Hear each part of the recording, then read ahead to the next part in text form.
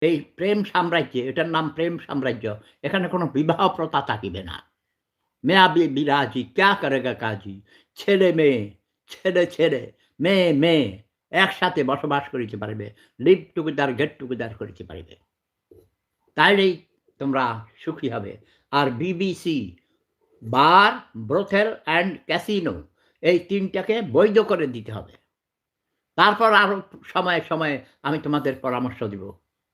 প্রেম ধর্ম, সেরা ধর্ম, লাভ ইজ পাওয়ার।